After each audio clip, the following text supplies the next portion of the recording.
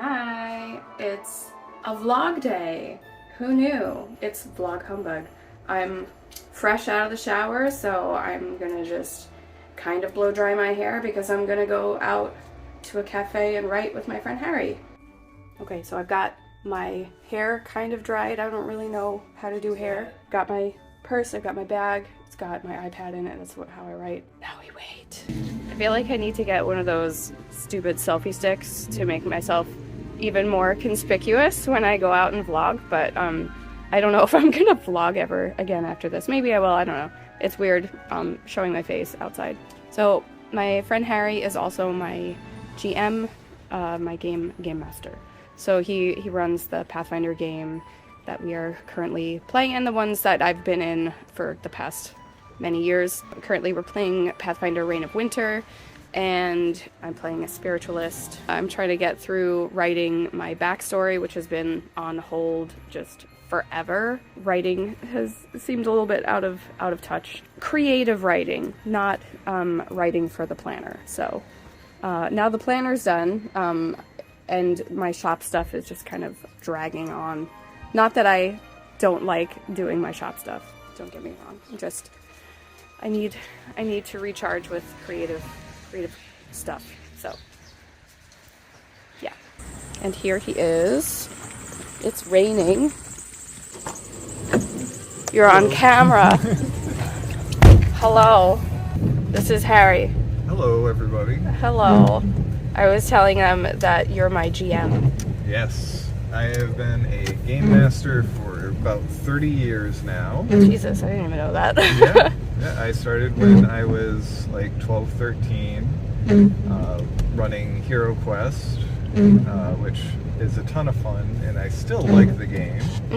But yeah, nowadays I run Pathfinder and assorted other tabletop games. I tend to favor games that have a lot more story content to them versus stuff that has a lot of heavy mechanics.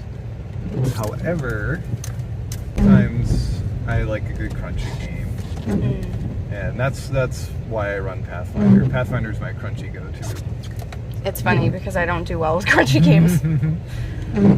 As you would probably really enjoy. I've been running Deathbringer, and I'm actually building my own little hack of Deathbringer, which I think that you will really like, because it takes away a lot of the crunch, but it maintains a lot of the fantasy stuff. So those are delicious. Did you eat yours already? I ate all of mine already.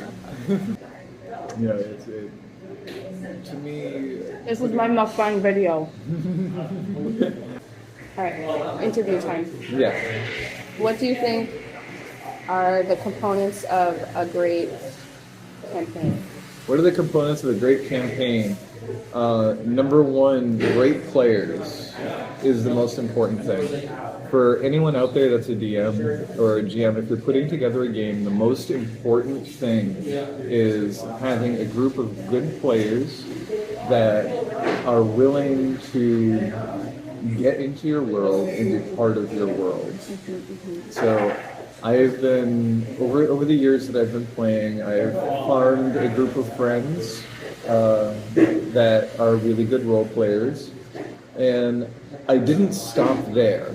So there's some folks that I've known in my career as a GM that they have played with the same group of people for the last 20 plus years. And so when they sit down at one of my games, they're really confused. They don't understand, like, you don't roll the damage for us? Or, no, you're big children, you're grown up, you can roll your own damage. So the number one thing is your players. The number two thing is keeping a very firm eye on the mood and theme that you wish to present in your campaign. Because everything else will fall into place once you have that. So I ran Witch War Legacy early this winter, which is a preamble to Reign of Winter. And when I did, I ran it in what I call my fun casual voice, which you won't usually see in a Pathfinder game. with my Pathfinder game, I tend to use my dramatic voice. My like, this is going to happen to you. This is the stakes are high. Can confirm. And I want to, in Pathfinder, usually put a lot of pressure on the players so that they feel the world's in danger, something's happening. Witchwar Legacy, they were coming in as level 18 characters, and it was just a 1 or 2 session event, and I kind of had it in my head they were going to win. And so the first thing I did is I just put on more of a silly hat, and I put on a, like, woe is me, you've killed the monsters again, sort of demeanor, because I'm here and I'm aware that they're going to be able to steamroll anything I put in front of them. One player came in with a paladin that they just built from the ground up, and they built it with the particular adventure in mind. And as soon as you start doing that in Pathfinder, things get crazy. Yes. Do you feel like that's metagaming? It is, 100%. So that's one of the things I would say is a pocket of other information that's for a good campaign is to actually have players that aren't keen on metagaming. So if you start at level 1 and you have no idea where things are going, you can't build in such a way that it's going to defeat the big boss, because you're literally just kind of, you have this view of how you would like to build your character, how you would like things to turn out, but you're not building them to officially get to this specific point. So a great point of contention, I suppose, is Reign of Winter, which we're in the middle of right now. The player's guide makes it very clear that for optimal campaign engagement, it's looking for wizards, magic users that are centered on ice and cold themed powers. Why? That seems weird. Because they want you to have links to the world. They want you to have links to, like, the White Witches and things like that. They want you to have a affinity for wintry stuff, a curiosity about wintry stuff, because the whole campaign is wintry stuff. But isn't it about stopping the wintry stuff? It is, but so if you're trying to stop wintry stuff, you already know where the campaign's going. If you are a character that happens to have affinity towards or a history with a wintry realm, then you're not metagaming anymore. But you're fitting within the theme of the campaign. Okay. So if I go into this and I'm like, I am going to be a character that's built entirely on fire. Well, what's going to be my link to the White Witches of the North? What's going to be my link to the folklore? What's going to be my, like, where's going to be my touch points for any of this stuff? And I mean, if I were to sit down as a player and I read the player's guide, and I'm like, oh, there's all this winter stuff, I'm going to build a fire guy because it's going to be powerful. Well, immediately when I say that, that's me power building, which there's nothing wrong with that, but it does take away from some of what you'll get out of the campaign. And that's my, I would say, third most important thing, is your session 0. So it's the establishment of what you expect as a GM, what the players expect as players, and where your tolerances are for things in the world, and people's engagement with the meta. So for me, if someone wanted to come with a fire evoker, I'm fine with that, as long as you make it make sense within the story. So, like, we knew that we were starting in Caldor, so, you know, as long as you have a link to where you start, I feel like it's fine. So, so I would say players, keeping an eye on your theme and mood, and then just a solid 0 session. to make sure that everybody's on the same page. And by all manners, the biggest, most important thing is clarity. Clarity of expectation, clarity of mood, clarity of theme. Because as soon as you have, like if a player has an expectation here, if you shoot under it, they're gonna be upset. And that's one of the things that I'm often conscious about. So I had a player once where his thought was he wanted to be like a knightly character. He wanted to be like a valorous, this, that, and the other. And I'm like, okay, that's what he wants to be. That's fine. So I started introducing background stuff that would get him into being a knight-type character. So it was the leader of the settlement decides that he's going to, trust him to go on missions, and he's going to reward him for going on missions. He's going to reward him in land and title and that sort of thing. That's the plan.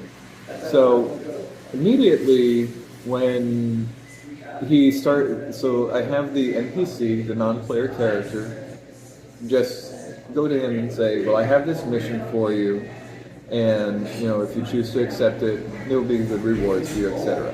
So they go on the mission, they come back, everything's successful, and the NPCs, starts talking about things like loyalty and that sort of thing, and the player is like starting to get skeevy about it because he doesn't like this idea Of loyalty? of loyalty. One of the pillars of chivalrous behavior, and knighthood and feudalism and all that sort of thing.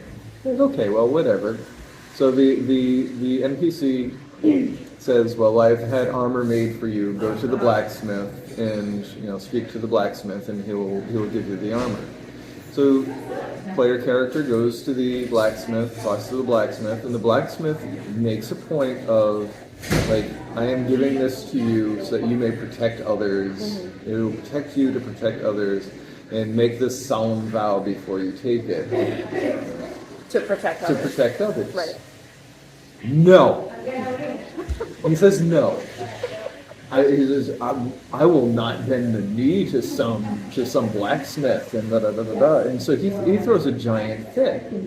I have the blacksmith just chuck the armor back into his forge, and then the player gets all upset. He's like, why didn't he give me the armor? I was like, because you offended him, and he was going to give it to you based on XYZ, and you did not fulfill the XYZ. And then things just kind of kept rolling from there with this character. So we had one of the other players who decided he was going to start needling him. He started needling the knight.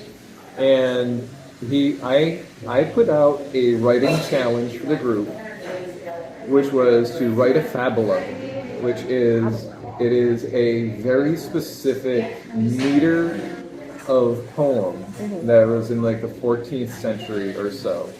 And there were, like, you had, I think it's, the verses are all 16 syllables, and there's X number of verses, and it has every other rhyme scheme. Like, there's all sorts of different parameters for this thing. So the player that's needling the knight takes the challenge. He does it. And he constructs a fabula making fun of this other guy's character. So, and he performs it in session. And so I'm just watching this performance, and I have this giant smile on my face because the fabula is well written. Everything's in character because this player that's needling the knight, his character has sort of like this difficulty dealing with other people in relationships. Really? So he has the character from Naruto that did the ink drawings. I forget his name. I didn't watch Naruto. Okay. Well, there was a character from that. Take it from me. There was a character in Naruto that did ink drawings and had a terrible time communicating with people and understanding their emotions. That guy. Anyways, he had that issue. Like he didn't understand what friendship was. And so he thought that some of friendship was poking fun of people. And so he did this fabulous, and he put together this performance, and it went on, and then the night player, I look over at him, and he just has this sour puss on his face. He is upset. So he goes over to the needling player, and he says, "I challenge you to a duel." So he wants to have player versus player. What? He wants to have a fight. Like a player character? Player character Okay. versus All right, player okay. character. So they literally, as characters, face off. Now, it bears to mention that the player that was needling the knight was playing a ninja character, which already got underneath the knight player's skin. Because the knight player was like one of these people that was like, in fantasy role-playing, there shouldn't be ninjas. So, anyways, so he's playing a ninja, and he's also a very good mechanically inclined player. Meanwhile, the knight player is just playing a pre-gen that I hucked together from the book. So, anyways, they face off, and he gets planted. The knight character is down for the count in like 2 rounds. And it is what it is. So the rest of the session becomes the knight character trying to find ways that he can screw over the rest of the party. Oh, okay. So he ends up, there's a baddie that's involved in the persecution of witches in the settlement. And the knight allies himself with that baddie. Oh. And so that's like antithetical to the party, because the party's sort of not sure if the witches are good or bad. They kind of want to find out more before they do anything. So he's allied with this witch hunter, and he leads the witch hunter back to the party, and he's like, "Them, get them!" And the witch hunter is like, "I'm gonna ask questions of them." And at this point, the rest of the parties realize that they're hunting hags, and so they have like an evil hag that they're on the trail of. So they tell him, like, "We're hunting a hag. Do you want to come help?" And he's like, "Yes, I want to come help." Of course I do. So now he's getting all upset because his attempt to screw over the party has blown up in his face. So eventually, when everything settles, we get back to town, and he goes to talk to one of the. He tells me, like, out of character. He's like, "I don't understand anything in this world." And like, so you go and you speak to the town priest, the village priest, and he explains to you the fact that most of the people in this settlement that you've been in have a shady past, and they're trying to start anew. And that, things like becoming a knight and taking pledges and things like that, they're taken very seriously because they believe that it's important. If we want to rebuild society, we need to do it right. Yeah. And so I explained that. I kind of through the priest character, I explained like my point of view of friendship and things like that. Everything, and I did what I could to try to turn the situation around, but in the end it turned out with him, he's leaving, he's done.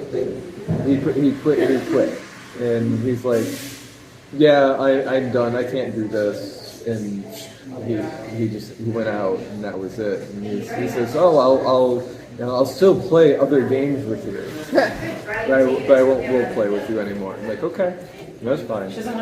I'm not hurt." And but I was hurt because I tried. Yeah. But it is what it is, and that's the thing is you can have awful players, and you just have to let them go. You can have players that do an occasional awful thing, and you can talk to them, and either you can find a mutual ground and say, this is not a thing to do in my games, or you can just say, all right, well, this is not the game for you. And I much prefer to be the person saying this is not the game for you versus the person that's saying this is not the game for me. So there's just a lot of stuff I've been reading right now. It's like I'd love to do this as a game. I'd love to do this as an RPG. And the downside of that is the realization that I only have so many hours and so many days to live. Full stop. I wanted to say I only have so many hours and days to run games, but really it's only so many hours and days to live. Yeah. I have to pick and choose what I do. And so unfortunately some things have to fly by the wayside. So one of the big things that's helped me is your introduction to me on planners and planning. What? Yes. Yes. I did something. You did something. So with now doing the bullet journaling, I started looking at my time in a different way, and I started actually thinking about more of how I spend my time, how I spend my day, and realizing, okay, well, at the time, I would have 4 hours before work 8 hours, and then I'd have 4 hours after work. So I had this split thing. So I was like, okay, well, I have 4 hours of my day at home before. Well, what am I going to do with that slot of time? I have 4 hours after. What will I do with that slot of time? So it became very obvious that, like, how I was wasting time before and that sort of thing. And now, since then, my sleeping schedule has shifted, and now I have the full 8 hours plus before my shift. And I have that time to manage, which is a lot better for me to manage than the split time. Yeah, that sounds hard. Because when you have that split time, there's always that shifting between things. Yeah. You know, so you have the shift of waking up, you have the shift of going to work, you have your shift of from work to home, and your shift from waking to sleeping. Yep. So each of those takes some time. And even if it's just a matter of 15 minutes or half an hour, that's a meaningful amount of time, especially when you only have 4 hours, you knock a half hour off of that, that's an eighth of your time. And then you have to knock a half hour off the other end of it, well, you've lost an hour. Yeah. And that's just your shifting time. Yeah. That's your getting up, brushing your teeth, getting dressed, preparing for the day. That's your making your lunch, getting out the door, getting in the car, commuting to work. And that's me with like a 7-minute commute to work. And never mind so my heart goes out to people that they have like an hour-long commute, because I really don't know how they can do it. I do envy the fact that they can listen to a podcast on the way into work. Yeah. But other than that, that's the only perk that I see. What is your current writing project that you're working on? Current writing project is Gleefield. Gleefield takes place in a post-World War I feeling animal world where the animals are like people. They wear clothes. I know, it's very, very novel, isn't it? Funny animal stories. It's like Wind of the Willows, kind of? Wind of the Willows influenced, except for it has a bit of darkness about it. So we start up with the character of Oren. He is a veteran of the war. He had been injured in a war. He has a bad hip. He lives with a lot of pain. He's living on government stipends to get through. And he lives in this small community. And he feels he doesn't have a lot of connection. He had issues with his family. And as we get through the story, we explore some of that. And some of the issues that he had was his father had issues with his orientation, because he was not cis. Okay. He actually had feelings for a bear. And he was his best friend, and he loved him. They went to war together. It was Oren's escape from his home. And it was supposed to be this grand adventure that they were going to go on. And he lost him. He lost his friend. And when he got back, he lost who he was, because he doesn't have his family anymore. He lost his physical well-being. He lost his emotional well-being. He doesn't have his closest loving friend to live with. So he has a lot of pain and trauma that he lives with day to day. And he's worked through it doing poetry. And that's inspired by a lot of the World War I poets. If you ever have a chance to read any of the soldier poems from the First World War, 100% worth reading.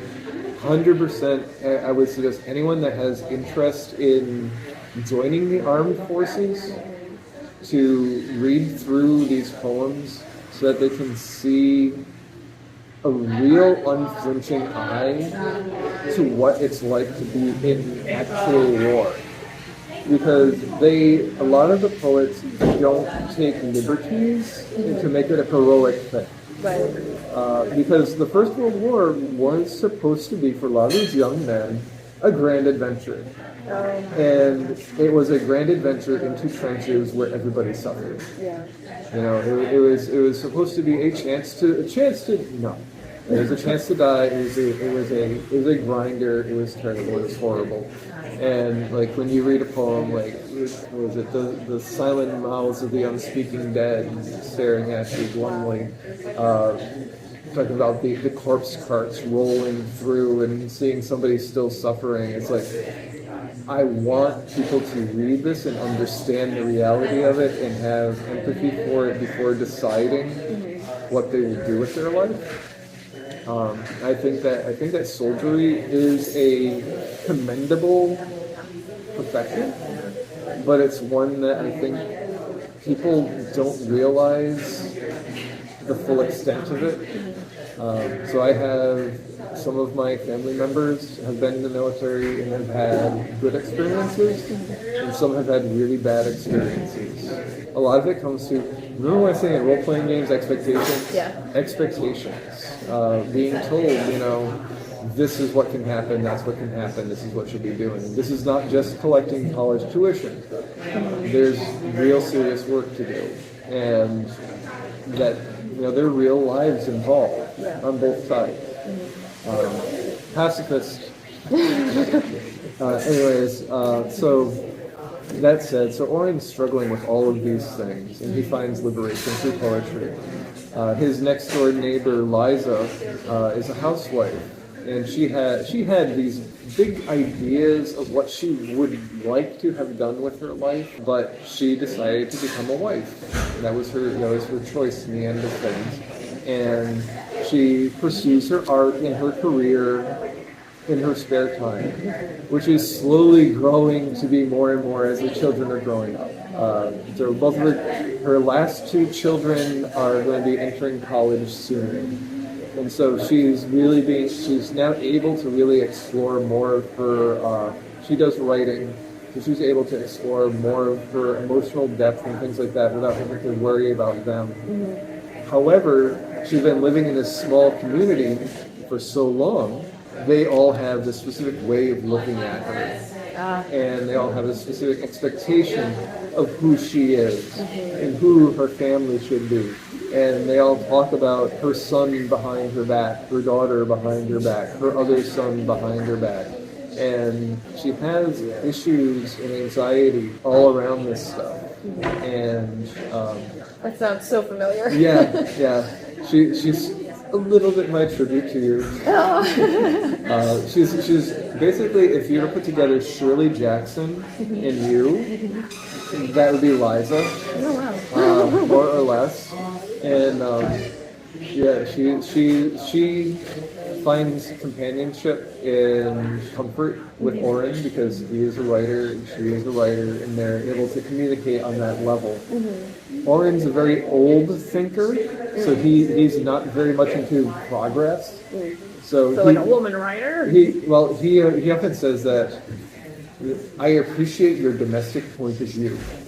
And she immediately throws back at him like, well, what about your poem about the boots that you wore?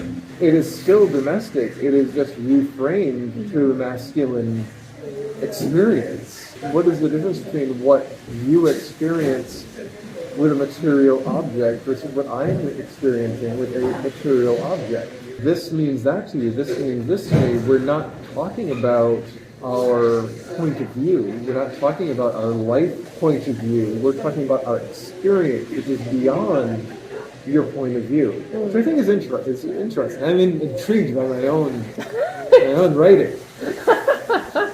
Yes. I do that sometimes. You're like, did I actually like this? Yeah, so yeah, these are two of the big characters, and there's the Otterstein twins, which get into all sorts of trouble. They get involved with this conspiracy theory that gets rolling out of control, and they get almost like half the town's population involved in it. There is a murder mystery involving the Beaneries, which are a family of cat people that live down by the river. It's right now a over 300-page epic with a huge cast of characters, and I'm loving every moment of it. So I can't wait to read it. And it's seriously, I think, the best thing I've written since the last thing I wrote.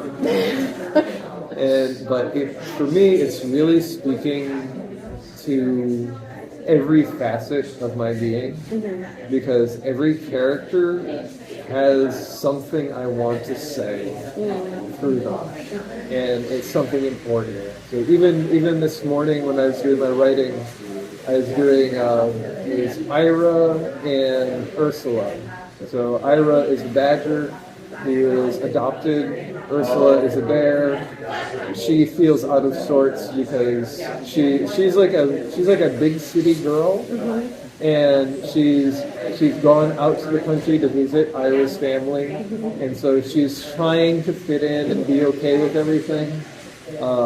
She's meeting his family, and his family is very prim and proper and all that, and she's like squeezed into a dress that she's not comfortable in, and she doesn't know how to talk to them. She's afraid that she's going to come off sounding too educated.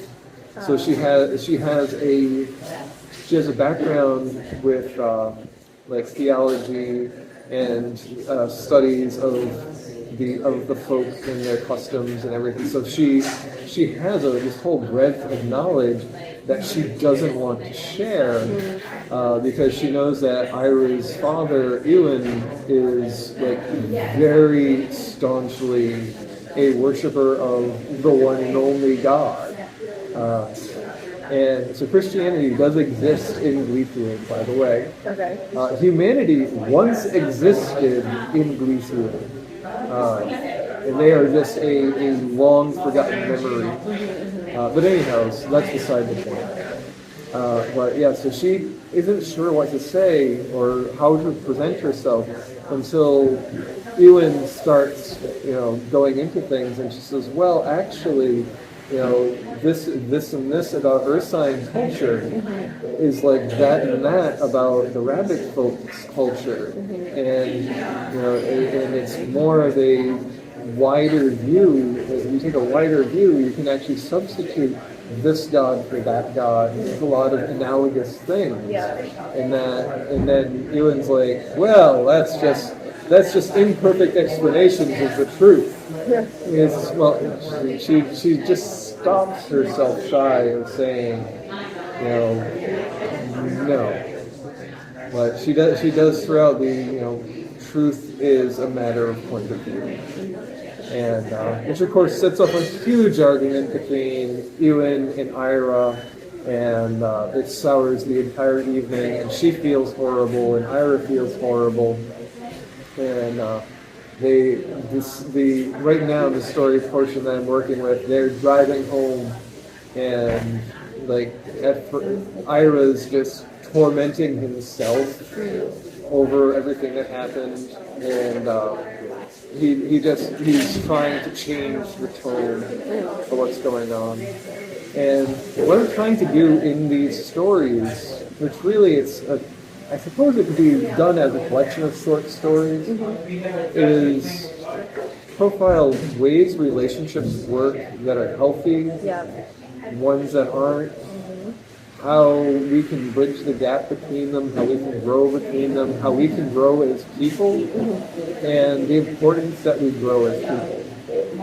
Because it's very easy to get stuck in one place and be who you are, and like that's where Oren is. You know, he's stuck in time, and he's coming to the realization that he has to move with it, and eventually he'll get there. I was telling, so there's a woman that I was speaking to recently, Sharon Thompson, who owns Val's English tea and pie shop. And I was telling her about the story, and she says, "Does it have a happy ending?" And I say, "Well, I don't know." She says, "Make it have a happy ending." Watership Down had a terrible ending. Yeah. I said, "I love the ending of Watership Down." I'm only acquainted with like the first animated movie, so I never read the book. It scarred me for life. Yeah, the book will scar you for life as well. Okay. Only the scar will be deeper. So that's the thing. When it comes to book versus movie, I always feel like the movie is always less emotionally resonant than the book because it's less personal. Yeah. Yeah. I mean, also, I was 4 when I saw it, Yeah. so, Oh, you there know, you go. seeing the general, Yeah. with, like, his blind eye and, like, all eating other bunnies and no, nightmare fuel. Yes. Give me all the Secret of Nim. Yeah, that was one of my favorites. I love that. I love movies when we were growing up in the 80s, where like children's movies, people weren't exactly sure what children's movies should be like. Yeah. And they're like, well, let's just Disney. Let's do Black Cauldron. Yes. We'll do that. I love Black Cauldron. So did I. I have Except, that. except for, I did not love Gurgi. Yeah. And, Maybe it was cute. yeah. I feel like I came late to Black Cauldron, where I looked at it and I thought, well, if they reduced the amount of Gurgi, that would have been better. If they ungurgified. If they just a little bit less. That's like. Do you think it's like the voice? The voice bothers me. Yeah. The voice bothers me a lot. Because it was definitely a little over the top. Yeah, the character is in the book. He's not from my recollection of the book as main of a focus as he is in the movie. Yeah, I haven't read the book. I only saw the movie. Yeah, the whole Taran the Wanderer and Taran series, they're good reads. They're not bad. I remember reading them in 4th or 5th grade, and the teacher saying, "You did such a good job remembering all those characters." I said, "Yes, I did. I'm going to grow up to write a book with 350 different characters, and I'm going to expect the audience to remember all of them." We feel will not have a cast of 350, but I feel like it's approaching 40, Okay, all right. which is a lot. It might be. It's a lot, but you know what? It's when you read it, it's going to be a commitment of time and effort, and you will be rewarded for it. I hope. So, but Looking forward to it. yeah, I'm looking forward to getting it out there. It's going to be a couple of years, I think. But I'd say right now, my newest work out there is Masked Man. You buy it on Amazon. Purchasable on Amazon. Look for me as Ariel Thompson Jr. I'll link you. I have like 5 books up there, and some of them are really good, some of them are okay. I recommend Samantha and the Wind. Yes, Samantha and the Wind, featuring a cover by this one here. Yeah.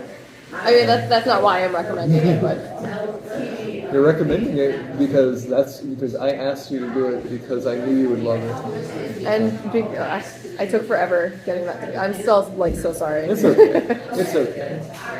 The important thing is you read the story, and I loved it. and that for me. So while I just chilled, go buy my book. One of the big important things for me is access to stories and access to literature and what have you. So I want to do things as pay what you want. Yes. However, pay what you want does not necessarily get the exposure that you'd like, because people will look at it and question what it's worth. Yeah. And they'll say, maybe no, maybe no. You have to accumulate reviews and a reputation before you can be like, yes, here's my stuff for free. Yeah. You have to want it. Mm-hmm. So I usually do like the 99-cent book. The newest one that I have up, Mask Man, I did the $2.99 because I wanted to see if Amazon's, hey, if you do it this way, you'll get more sales. You got 5 sales? I have 5. I have 5 sales. 5. 5.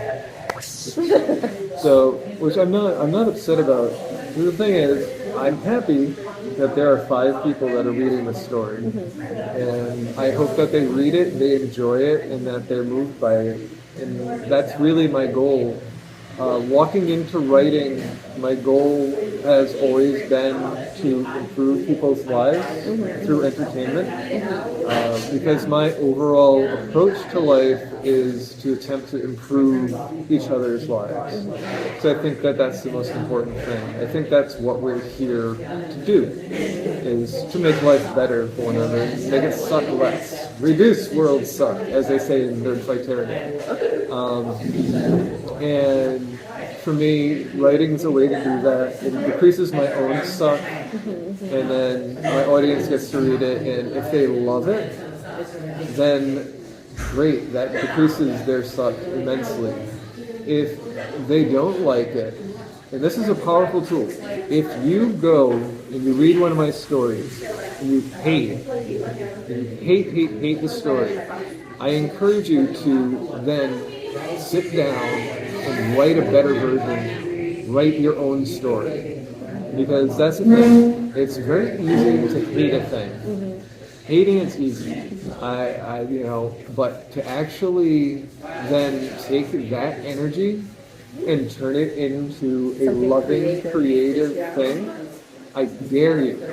I dare you to read something, to hate it, and then use that hate in a positive way to turn it into to let it flower into something beautiful.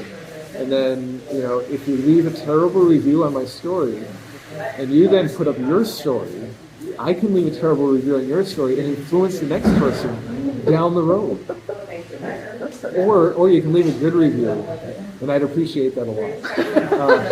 Because I want to spread these things. Like the plague. Like the plague, but the plague that you want. Yes, the plague that you want. And that might be the title of the video, the plague that you want. The plague that you want. Yes, I like this. I like that. So yeah, again, that's my encouraging thing for everybody. So through my YouTube channel, the Jacomo and Friends, me, Giacomo, Gus, our plot and plan is to just point out to people, do the thing. So Giacomo Sings it's his liberation and very much my own. When I do them, they make me crack up to just sit there and watch him sing, because he enjoys it. He loves it. And he's always been ashamed to do it. Aww. Callie loves watching him sing, by the way. So right now, as we speak, he's having terrible,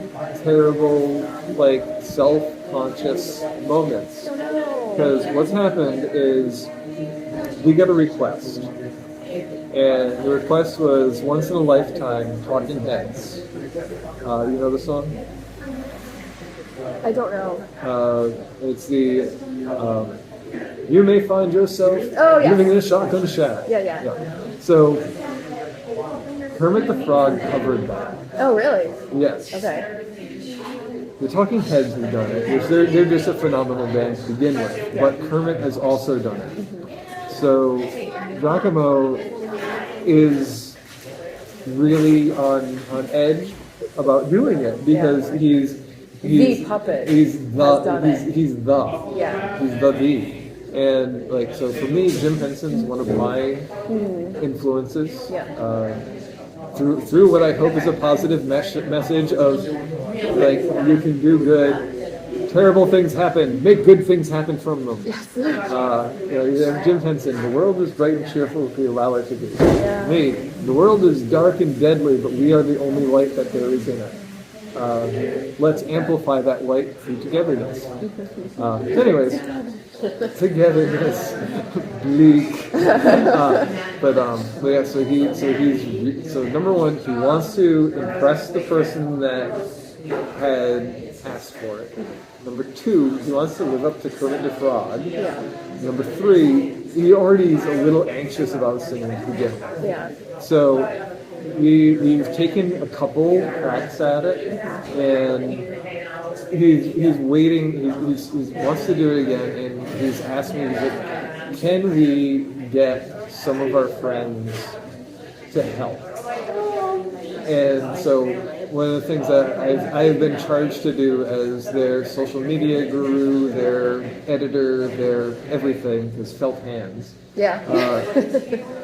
is to then go out to our friends and ask, will you sing some of the, like, as days go by, water flowing underground, that sort of thing, and to try to encourage him to get through this. So watch out for that on social media, popping up sooner than later. And then, and that's the other thing, is he wants these things to be inspirational. He wants these things to be as good as can be done. Yeah. And when I'm doing the editing, I want them to be as good as can be done. Yeah. And when we miss the mark, or if we don't get things right, we will point them out. The Grim Dark Future videos are full of why did we shoot it this way instead of that way. We have the I think it's the hair video. I have a car going by that we totally missed. But there's no way that Jacomo was singing hair a fourth time, because he already did it 3 times. Once the recorder wasn't even on. Says was like, I'm recording. She was not recording, in fact. But anyways, and then, I think of all of us, Gus is the most vocal of, love, care, give, and he pushes that message really strong. And I think that that's really something that I lean on for the channel. To be able to say the things that need to be said, particularly to gamers. Yeah.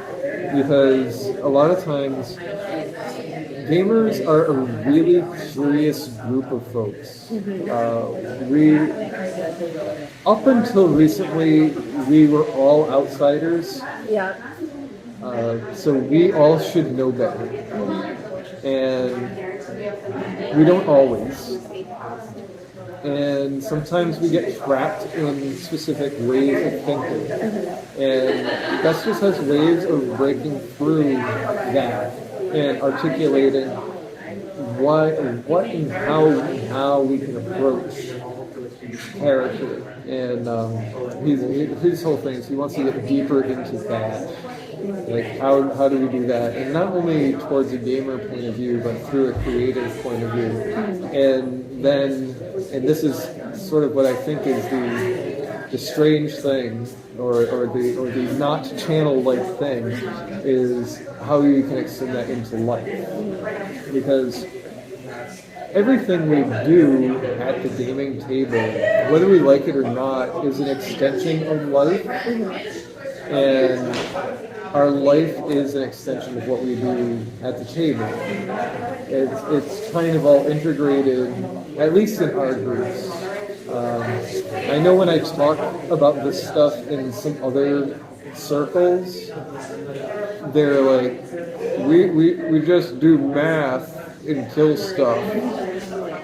I don't know what you mean from this. And I explain, well, this is what we do.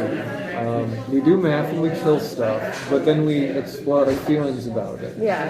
And games should have feelings. Yes. Especially if you're playing something that has a story involved. Like, what are stories but an exploration of feelings? Like, right?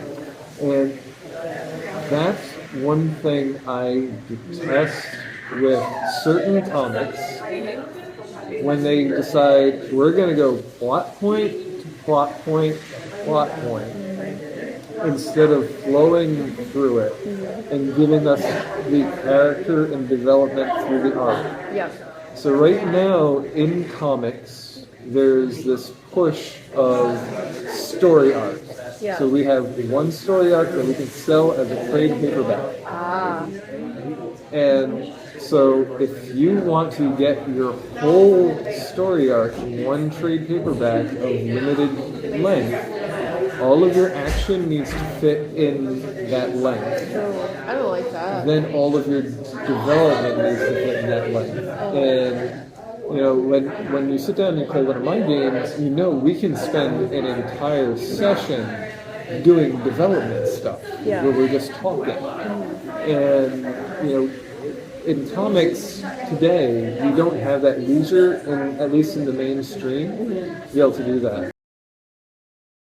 The second story was all about a necromancer trying to conjure the spirit of someone he loved, and he's a teacher, and he gets one of his students involved in the process, and his student that he gets involved happens to have a terminal illness, which he was spoken to by the principal to be like, you need, with the subject matter of your class and all that, you need to be careful with her.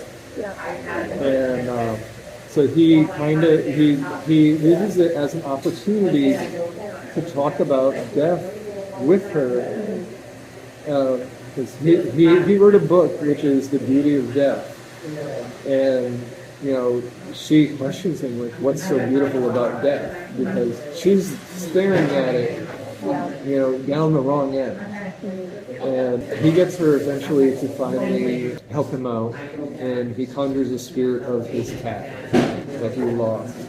And he realizes that it's not tangibly his cat, but it's the essence of his cat. And it's the fact that everything that he experienced with his cat is still there. Everything, like the whole life lived is there, and all of it is precious, and that even through death, that preciousness is not gone. And that through it is the only way he could truly realize what he lost. And it gives context and reason to all of existence. Because if we all had forever, now would matter less and less. And so the beauty of death is very much expressed through the love of life and living. So I thought that was very powerful, and it really synced with a lot of the things that I'm kind of into now and kind of growing with. So yeah, Destiny New York, once again, comic I'm reading, I'm like, I could run a game in this, and I would definitely suggest taking a peek at it, because I think it's right up your alley. All right. Well, thank you very much for your time. I appreciate being part of your video and part of, was it Vlog Humbug? Yes, Vlog Humbug. If you do this again next year, as a Giacomo, Gus, me, we'll get it on, and we'll do our own Vlog Humbug as well. Awesome. We were supposed to do Vlogmas. Yeah. And then I forgot about it. I was like, because I actually have my list of ideas and things I could do, and and then it here it is, December 3rd now. It's like Sarah's like, I thought you were doing Vlogmas.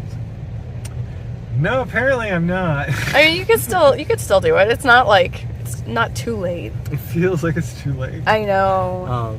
But yeah, I appreciate you giving me the opportunity, though, to talk to your viewers and share a little bit of point of view. And you know, I encourage everybody to, once again, like I said in there, and I hope that everything picked up. Yeah. I want you all to go out there and be creative. I want everybody to go out there and do the thing, because honestly, that's what living's about. because you can sit there and you can think about what I want to do, what I need to do, and all that. But the main message, if there's only one thing I could ever tell somebody, is follow your heart and do the thing, because your life will change. And even so, let's say you follow your heart, you do the thing, and it goes nowhere. Guess what? You did the thing. Now there's another thing to do. Yeah. And you can be happy because you fed your spirit, you fed your soul, you fed your well-being, you fed your mind, and that's worth it, 100%. So we'll see you later. And I don't know if you usually do this, but don't forget to like, comment, subscribe. Actually, I don't, but that's okay. Make sure that you carry on the conversation in the comments. If you have any questions for me, reach out to me at the Jacomo and Friends YouTube channel, and we will definitely talk with you. And check out any of our videos if you're interested in any sort of geekery. We do comics, we do tabletop gaming, we're going to be doing board games, I think, this month. I know that the guys want to play Carcassonne real bad, so we'll talk to you later. Bye.